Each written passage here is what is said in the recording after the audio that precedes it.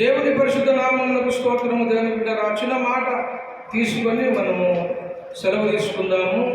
దేవుని మాటను తీసుకొని మన హృదయంలోనికి ఆహ్వానించుకొని విశ్రాంతి స్థలాల్లోనికి వెళ్దాం.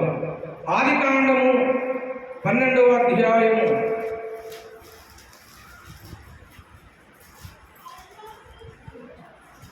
12వ అధ్యాయము చిన్న మాట చదువుతున్నాను.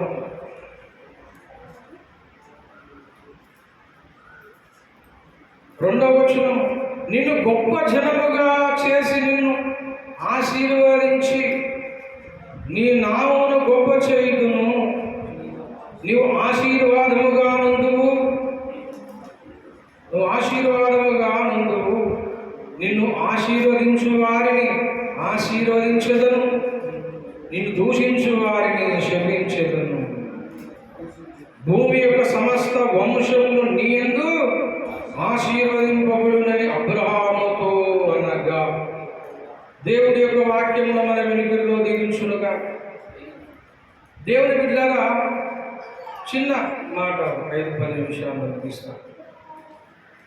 అబ్రహాము అనగా ఏంటో మనము వింటున్నాం. అబ్రహాము అనగా ఎవరు? అబ్రహాము అనగా విశ్వాసులకు తండ్రి. అబ్రహాము అంటే విశ్వాసులకు తండ్రి. అబ్రహాము అంటే అవిశ్వాసులకు తండ్రిగా. అబ్రహాము అంటే పిరికి వారికి తండ్రిగా. అబ్రహాము అంటే అపనమ్మకస్తులకు తండ్రిగా. అబ్రహాము అనగా నమ్మక ద్రోహులకు తండ్రిగాడు. అబ్రహాము అనగా విశ్వాసులకు తండ్రి, నమ్మకస్తులకు. అబ్రహాము అనగా ఏంటో మనము చూస్తున్నాం. ఆ విధంగా విశ్వాసులకు తండ్రి అన్నాడు. విశ్వాసులకే తండ్రి, విశ్వాసులకు తండ్రి అబ్రహాము. పిరికి వారికి తండ్రి కాదు అని విన్నాం. విశ్వాసులకు తండ్రి అయిన అబ్రహాము, ఆ విశ్వాసులు ఎలా ఉండాలి? ఆ విశ్వాసులు ఏమై ఉండాలి? మనది ఎలాంటి విశ్వాసమై ఉండాలి? యేసునందు విశ్వాసం ఉంచి మారు మనసు పొంది జన్మకర్మ పాపముల కోసము నీటి బాప్తిసము పొంది దేవుని కుటుంబంలో చేర్చబడిన ఓ సంగమా, ఎవరి యందు విశ్వాసం ఉంచావు? యేసునందు విశ్వాసం ఉంచావా? యేసునందు విశ్వాసం ఉంచితే నీ విశ్వాసం ఎలాంటిది అని మనం పరీక్షించుకుంటే, గొప్ప కార్యాలు చేసినవాడు, గొప్పగా బ్రతికినవాడు, గొప్పగా బ్రతికి గొప్ప విశ్వాసంతో బ్రతికిన వాళ్ళకే ఆయన తండ్రి. అబ్రహాముని తండ్రి కావాలి అంటే మనలో అబ్రహాముకున్న విశ్వాసం ఉండాలి. విశ్వాసులకు తండ్రి ఆయన, మనమేమో విశ్వాసులము. విశ్వాసులు అంటే అర్థం ఏంటి? యేసుని విశ్వసించిన వారే విశ్వాసులు. యేసుని విశ్వసించాము, నమ్మి బాప్తిసం పొందాం కదా, వారిని ఏమంటారయ్యా అంటే విశ్వాసులు అంటారు. ఇది విషయం.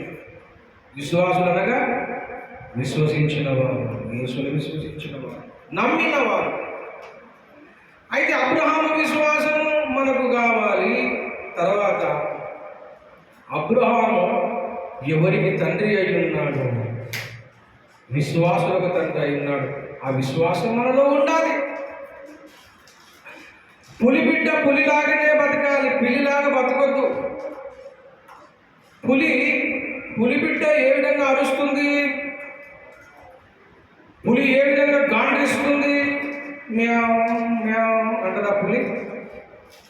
మ్యావ్ మ్యావ్ అనేది ఏంటి? పిల్లి. కనుక పులి మ్యావ్ మ్యావ్ అనదు, పిల్లి గాండ్రిస్తుంది.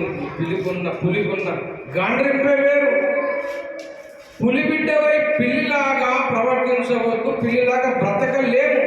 పులిబిడ్డ పులిలాగానే బ్రతుకుతుంది, పిల్లిలాగా బ్రతకదు. అబ్రహాము పిల్లలు అబ్రహాము అంటే విశ్వాసం కలిగి ఉండాలి.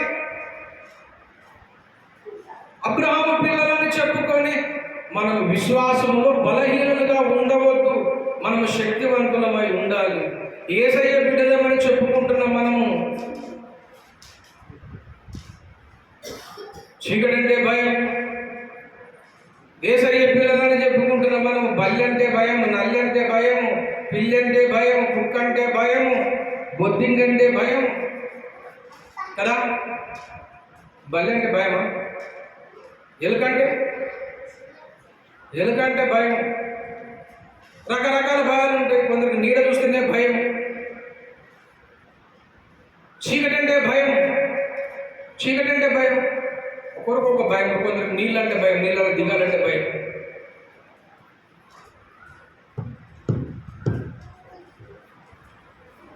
కానీ భర్త అంటే భయం ఉంటుంది. భర్త అంటే నల్లి కన్నా భయపడతాయి, కానీ భర్తకు మాత్రం ఆట ఆడకుండా. భర్త అంటే భయం లేదు, కానీ నల్లి అంటే భయం, పిల్లి అంటే భయం, బల్లి అంటే భయం. భర్త అంటే భయం లేదు, చీకటి అంటే భయం, బొద్దింక అంటే భయం, కానీ దేవుడు అంటే భయం. అన్ని భయాలే, కానీ దేవుడు అంటే భయం లేకుండా ఉన్నాడు. ఇది నిజంగా విశ్వాసమేనా? ఇది నిజంగా యేసయ్య బిడ్డల లక్షణమేనా? దేవుని బిడ్డలారా, అబ్రహాము ఎలాంటి వాడు? అబ్రహాము అనగా ఏంటి మనము చూద్దాం. అబ్రహాం అనగా 12:1 ఏముందమ్మా? 12 త్వర చదవండి, 5 నిమిషాలలో ముగించేస్తాను. అబ్రహాము ఎలాంటి వాడు? ఆదికాండం 12:1 ఏముంది? యెహోవా నీవు లేచి నీ దేశమును, నీ బంధువులను విడిచి నీ తండ్రి ఇంటి నుండి బయలుదేరి నేను నీకు చూపించు దేశములకు వెళ్ళుము. వెళ్ళుమన్నా కానీ వెళ్ళాడా లేడా? అబ్రహాము వెళ్ళాడు కనుక అబ్రహాములో ఏం కనబడుతుందో తెలుసా? అబ్రహాము విధేయత కలిగిన వాడు అని అర్థం. అబ్రహాం అనగా విధేయత కలిగిన వాడని అర్థం. 13:5 చదవండి. 13వ అధ్యాయం 5వ వచనంలో ఏముంది?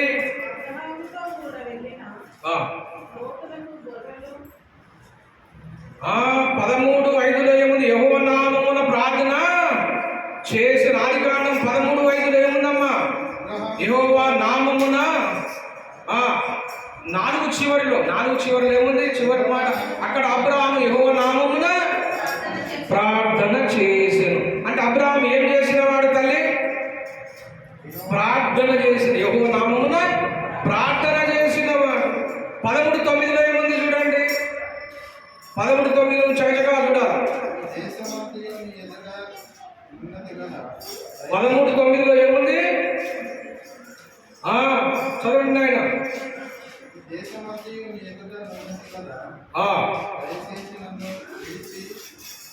విడిచి వేరుగా ఉండము. నువ్వు ఎడమ తట్టుకు వెళ్ళిన ఎడలా, నేను కుడి తట్టుకునకు, నీవు కుడి తట్టునకు వెళ్ళిన ఎడలా నేను ఎడమ తట్టుకును వెళ్ళుదునని లోతుతో చెప్పగా. దేవుని బిడ్డలారా, అబ్రహాము జీవితంలో దయచేసి వినండి. అబ్రహాము అనగా ఏంటి? అబ్రహాము అనగా ప్రార్థన చేయవాడు. అబ్రహాము అనగా విధేయత కలిగిన వాడు. అబ్రహాము అనగా త్యాగము చేసినవాడు. అబ్రహాం అంటే త్యాగం చేసినవాడు.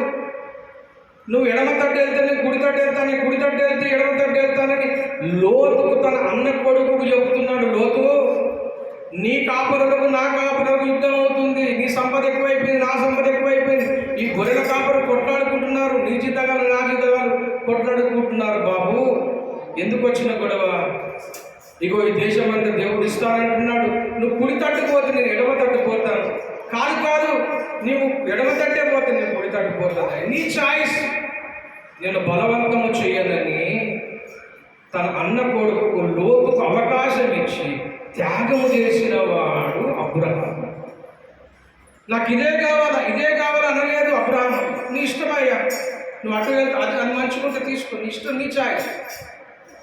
నువ్వు తీసుకుంటావా? నువ్వు తీసుకో. నువ్వు అటు తీసుకుంటేనే కాదు నాకు ఇదే కావాలంటావా? సరే తీసుకొని నాటే. ఇది నాకు కావాలి, ఇదే కావాలని బలవంతం చేయలేదు. త్యాగముతో లోతుకు తన స్వాస్థ్యం ఇచ్చేసాడు. లోతు కూడా ఇది మంచి ఏదోని తోటగా ఉందని చెప్పి లోతు సుధోమ గోమర పట్టణం నేర్చుకున్నాడు, పోయాడు, ఆ కష్టాల పాలయ్యాడు, అది వేరే విషయం. కానీ అబ్రహాము చేసింది ఏంటో తెలుసా? త్యాగము చేశాడు. అబ్రహాములో ఉన్న స్వభావం త్యాగము, అబ్రహాముల స్వభావం ప్రార్థన, అబ్రహాములో ఉన్న స్వభావం విధేయత. దేవుని బిడ్డ 14:4 చూడండి. 14:4లో ఏముంది? 14:4లో ఏముందమ్మా? 14 చూడండి. అక్కడ ఆయన చెబుతా ఉన్నాడు. 14:14లో ఏముందో చూడండి దయచేసి. ఆదికాండము. తమ్ముడు చెరపట్టబడనని విని తన ఇంట పుట్టిన అలవర్చబడిన 300 అమ్మా చదవండి దయచేసి, ఇక్కడ కనబడతలేదు. ఆదికాండం 14:14 తీసారా?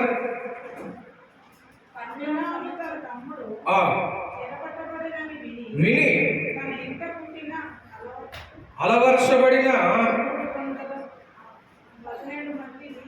12 గురిని వెంట పెట్టుకొని దాను మట్టుకుని ఆ రాజులను తరిమేను. అబ్రాహాముకున్న విశేషం ఏంటో తెలుసా? లోతు చెరపట్టబడ్డాడని విని ఎవడు ఏకపోతే నాకెందుకయ్యా, ఎవడన్నా కష్టాల పాలు కానీ నాకెందుకు? లోతును తరిమారు రాజులు, చంపాలని చూసుకున్నారు, ఆస్తి తీసుకుపోయారు, అందరు దోచుకున్నారు. ఆ మాట అబ్రహాము తెలిసింది. అబ్రహాము ఏం చేశారు తెలుసా? వదిలే పోతే పోండాలని కష్టాల పాలు కానీ అనలేడు. కానీ ఏం చేశాడు? ఆ రాజులను తరిమి కొట్టి తిరిగి తన ఆస్తిని తీసుకొని వచ్చి తన అన్న కొడుకు లోతుకు అప్పగించాడు. దేవుని బిడ్డ, అబ్రహాముకున్న గుణము ధైర్యము కలిగిన వాడు దేవుని బిడ్డ. 15:6 చూడండి. 15:6లో ఏముంది? అతడు యెహోవాను నమ్మెను, ఆయన అతనికి ఏం చేశాడమ్మా? నీతిగా ఎంచబడ్డాడు. దేవుని బిడ్డ, అబ్రహాము దేవుని నమ్మిన వాడు అని మనము చూస్తా ఉన్నాం. అబ్రహాము దేవుని నమ్మినవాడు. 17:4 చూడండి. 17:4లో ఏముంది? 17:4 చూడండి. 17:4లో చెప్పబడతా ఉంది, దేవునితో మాట్లాడి ఇదిగో నేను నియమించిన నా నిబంధన నీతో చేసి ఉన్నాను, నువ్వు అనేక జనములకు తండ్రి వాడుదు అని చెబుతా ఉన్నాడు. దేవునితో నిబంధన చేసిన వాడు అబ్రహాం. దేవుని బిడ్డల, దేవునితో అబ్రహాం నిబంధన చేసుకున్నాడు. మనము దేవునితో ప్రతి దినము నిబంధన చేయాలి. ప్రతిదినము ఉదయకాలమున లేవగానే ఒక 5 నిమిషాలైనా ప్రార్థన చేసుకొని బయటికి వెళ్ళాలి. ఉదయకాలం లేవగానే చీపురు పట్టుకోవద్దు. లేవగానే ఫస్ట్ 5 నిమిషాలైనా ప్రార్థన చేసుకో. తర్వాత నీ ప్రార్థన సమయం ఎప్పుడుందో నీ ప్రార్థన సమయం అప్పుడు నువ్వు ప్రార్థన చేసుకో. కానీ ఉదయం లేవగానే కొందరికి సెంటిమెంట్, కొందరు లేవగానే భర్త ముఖం చూస్తారు, భార్య ముఖం చూస్తారు, పిల్లల ముఖం చూస్తారు. ఎవరి ముఖం చూడద్దు, యేసయ్య ముఖం చూడాలి. దేవుని స్తోత్రం కలుగును. హల్లెలూయా. దేవునిని చూసి దేవుని బిడ్డలారా ఆయన నమ్ముకోవాలి. దయచేసి చూడండి. 18వ అధ్యాయం 2లో చూడండి. 18వ అధ్యాయం దయచేసి చూడండి. 18:2లో ఏమన్నాడు? 18:2లో ఏమన్నాడు? దయచేసి అతడు కళ్ళెత్తి చూసినప్పుడు 3 మనుషులు అతని ఎదుట నిలబడి ఉండి, అతడు వారిని చూసి గుడారము వాటి నుండి వారికి ఎదురుకొనుటకు పరిగెత్తుకొని నేల మట్టుకు వంగి, ప్రభువా నీ కటాక్షము నీ దాసుని మీద ఉంచుము, నీ దాసుని దాటిపోవద్దు అన్నాడు. దేవుని బిడ్డ పరిగెత్తుకొని వచ్చాడు అబ్రహాం పరిగెత్తుకొచ్చినప్పుడు ఎంత వయసు తెలుసా? 99 సంవత్సరాలు. అబ్రహాం పరిగెత్తుకొని వచ్చినప్పుడు ఎంత సంవత్సరం బిడ్డ? 99 years. ఏం చేశాడంట? సింధూర వనములో దేవుడు ప్రత్యక్షమైనప్పుడు అబ్రహాం ఏం చేశాడు? పరిగెత్తుకొని పోయాడు. ఆయన్ని నేల మట్టి పొందాడు, సాగిలపడ్డాడు. అబ్రాహాముకున్న లక్షణం ఏంటో తెలుసా?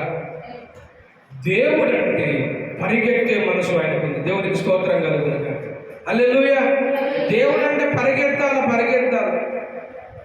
ఎప్పుడు పరిగెత్తుతావు? 70 సంవత్సరాలు వచ్చి పరిగెత్తుతావా? ఎప్పుడంటే దేవుని సేవ చేసేది?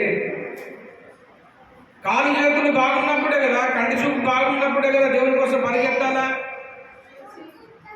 ఇప్పుడే దేవుని సన్నిధికి రాలేవు, ఇప్పుడే దేవుని కోసం పరిగెత్తలేవు. ఇంకా 70 సంవత్సరాలు అయినప్పుడు ఎప్పుడు పరిగెత్తుతావు?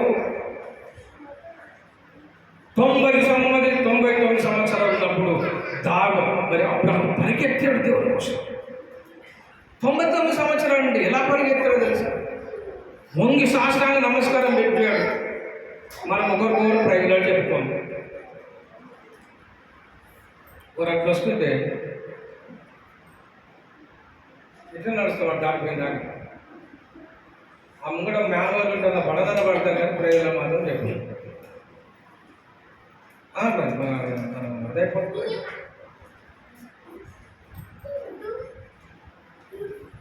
దేవుని బిడ్డ, దేవుడు ఎదుట సాగిలపడి పరిగెత్తాడు, సాగిలపడి నమస్కారం చేశాడు. అరే పెద్దవాళ్ళకి ప్రయోజనాలు చెప్పాలి. ఎప్పుడు నేర్పుతావు? బాలు నడవలసిన మార్గం పిల్లలు పెద్దవాళ్ళు కలిసినప్పుడు అన్నయ్యకి ప్రయోజనాలు చెప్పాలి, అంకుల్ ప్రయోజనాలు చెప్పాలా? నేర్పరా? పాస్టర్ గారి ప్రయోజనాలు చెప్పాలా? పెద్ద వయసులో ఉన్న వారికి అందరికి ప్రయోజనాలు నేర్పాలి. ఇప్పుడే అసలు మనం చెప్పుకుంటే కదా ప్రయోజనాలు. స్కూల్ పిల్లలు గంట కొట్టంగానే పరిగెత్తారు. నేను చిన్నప్పుడు అంటాక బెల్ గంట స్కూల్ గంట ఎప్పుడు కొడతారా అని చూసుకుంటాను. బెల్ గంట కొట్టగానే 1 నిమిషం కూడా స్కూల్ ఉండేది కాదు. ఒకటే అడుగు ఉంటుంది. అంటే స్కూల్ అంటే అంత ఇష్టం. అమ్మ బాబు స్కూల్ అంటే జైలు అనమాట. జైలు ఇష్టం. ఎప్పుడు బయలు కొడతారా, ఎప్పుడు పరిగెత్తారు, ఎప్పుడు బయలు కొడతారు. మీరు అనగానే అన్ని తెలిసి ఆశీర్వాదం మీరు కానీ ఎవరు అనమాట. మీళ్ళు దూరం అన్నా నాయుడు దూరం, మీళ్ళు దూరం అన్నా నాయుడు దూరం. మా ఇల్లు 40 కిలోమీటర్లు. మా ఇల్లు ఎన్ని కిలోమీటర్లు? 40 కిలోమీటర్లు. చేవేళ్ళ 30, చేవేళ్ళ నుంచి ఈ ఊరికి 7 5 35 కిలోమీటర్లు. నేను మీరు ఎన్ని కిలోమీటర్లు? మీ పక్కకు ఇంటికి అడిగిపోతే మీ ఇంట్లో అడిగి పెడితే ఈ చర్చ మేము అని నేను ఆశీర్వాదించి పని చూస్తే కదా ఒక్క కనబడండి. ఏది ప్రయోజనాలు, ఏది సహవాసం, ఏది ఎవరెవరు గుంజుకుంటారు? అయితే బంగారం గుంజుకుంటారు కదా, పైసలు గుంజుకుంటారు, పీక్ పెట్టి. ఏది సహవాసం ఏదండి? ఆత్మ కలిగించు ఐక్యత బంధం ఏది? సహవాసం ఏది? అసలు ఒకరొకరు ప్రయోజనాలు చెప్పుకోవాలి, సంతోషంతో ఆనందం ఉండడం లేదు. అంత బిజీలు అయిపోయింది. ఆదికాండం 18 చూడండి త్వరగా. 17 ఏముంది? అప్పుడు యెహోవా నేను చేయబోయే కార్యం అబ్రహాముకు దాక్షదన. అబ్రహాం అంటే ఎవరు తెలుసా? దేవుని దృష్టిలో దేవుడు చేయవలసిన పని ఏందో దేవుడు అబ్రహాముకి చెప్పే చేస్తాడు. అబ్రహామా, సొదొమ గొమొర్రా పట్టణాన్ని కాల్చివేస్తున్నాను, అది నీకు ముందుగా చెబుతున్నాను. అరే ఎవరి సంగతులు ఎవరికి చెబుతారు? బెస్ట్ ఫ్రెండ్ ఎవరు ఉంటారో ఆ బెస్ట్ ఫ్రెండ్కి మన హృదయాలోచనలు అన్నీ చెప్తాం. ఇంకా అమ్మ నాన్న కూడా చెప్పాము, స్నేహితుడికి అన్ని చెప్తాం. అబ్రహాము నా స్నేహితుడు అన్నాడు దేవుడు. దేవుడికి స్తోత్రం చెప్దాం. హల్లెలూయా. దేవుడికి నువ్వు స్నేహితుడు అవుతే దేవుడు నీతో మాట్లాడతాడు, నువ్వు చేయవలసినది చెప్తాడు, దేవుడు చేసేది చెప్తాడు. దేవుడు చేసేది చెప్తాడు, నువ్వు చేయవలసింది చెప్తాడు. ఎప్పుడు దేవుడు చేయవలసింది ఎలా చెప్తాడండి? దేవుని దాంట్లో ఒక క్షణమైనా ఉండవు, దేవుడితో సహవాసమే లేదు. దేవుని బిడ్డారా, 20 అధ్యాయం 17వ వచనం చూడండి. 20:17 ఏముంది? త్వరగా చూడండి. 20:17 ఏముంది? చదవండి. 20:17 ఏముంది? అబ్రహాము 20 అధ్యాయం 7వ వచనము. కాబట్టి ఆ మనుషుని భార్య తిరిగి అతనికి అప్పగించుము, అతడు ప్రవక్త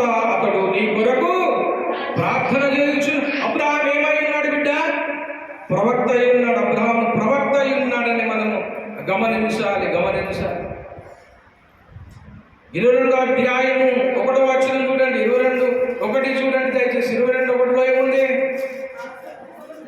ఆ సంగతులు జరిగిన తర్వాత దేవుడు అబ్రహాము ఏం చేశాడు? పరిశోధించాడు. దేవుని బిడ్డారా, అబ్రహాము పరిశోధించబడిన వాడు. నువ్వు దేవుని బిడ్డవైతే నేను ఎప్పుడైనా ఒకసారి ఏదో ఒక టైంలో మిక్సీలో వేస్తాడు, గ్రైండర్లో పడతా, మనం మిక్సీలో పట్టి తింపుతాడు దేవుడు. యేసయ్య బాట అంటే ముళ్ళ బాట కాదు, యేసయ్య బాట అంటే సిలువ బాట. సిలువ అనగా శ్రమ, సిలువ అనగా నిందలు, అవమానాలు, శ్రమలు.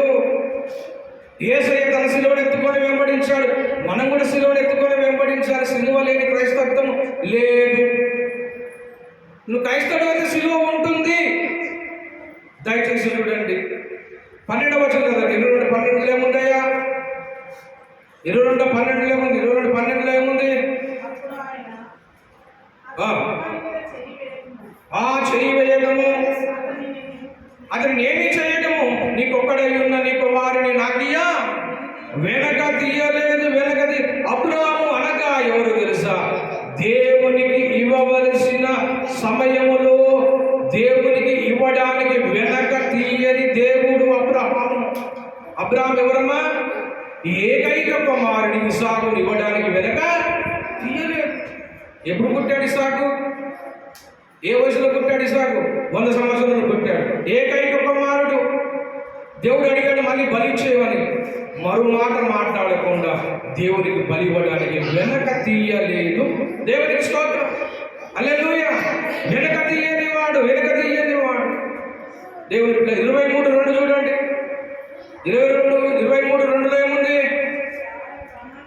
ఎబ్రోను కిర్యత్ గర్భంలో మృతి పొందెను. అప్పుడు అబ్రహాము శారా నిమిత్తం ఏం చేశాడమ్మా? అంగలార్చుటకును, ఆమెను గూర్చి అంగలార్చాడు, ఏడ్చుటకు వచ్చాను. ఆదికాండం 23:2లో చివరిలో ఏముంది? అంగలార్చేవాడు. అబ్రహాము ఎలాంటి వాడు తల్లి? అంగలార్చేవాడు. మన జీవితంలో అంగలార్పు ఉండాలి. మన జీవితంలో ఏముండాలి తల్లి? అమ్మా, అంగలార్పు అనే విద్య నేర్చుకో. అంగలార్పు స్త్రీలను పిలవనప్పుడు అన్నాడు ఇర్మియా గ్రంథంలో. మన జీవితంలో అంగలార్పు అనేది ఉండాలి. దేవునికి స్తోత్రం కలుగు. అబ్రహాము ఏమై ఉన్నాడు అంటే 23:6లో ఏముంది చూడండి. 23:6, నీవు నా మధ్యలో ఏమై ఉన్నావు? మహారాజు అయి ఉన్నావు. అబ్రహాము ఏమై ఉన్నాడు బిడ్డ? మహారాజు అయి ఉన్నాడు. అబ్రహాము మహారాజు అయి ఉన్నాడు. దేవునికి స్తోత్రం కలుగును గాక. దేవుని బిడ్డ, దేవుని ఎదుట మనం అబ్రహాము ఎలాగున్నాడంటే మహారాజుగా ఉన్నాడు. 23:16లో ఏముంది?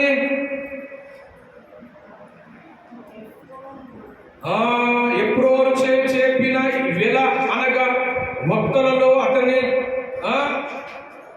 వెల చెల్లించు 400 తులముల వెండి అబ్రహాము తూచి అతనికి ఇచ్చాను. ఏమిచ్చాను? వెండి అంట. 400 తులముల వెండి అబ్రహాము తూచి ఇచ్చాడు. ఎక్కడిచ్చాడు? ఎందుకు ఇచ్చాడు తెలుసా? అబ్రహాము భార్య శారా చనిపోయింది. చనిపోతే సమాధి తోటకు స్థలం కాదు కదా, సమాధి.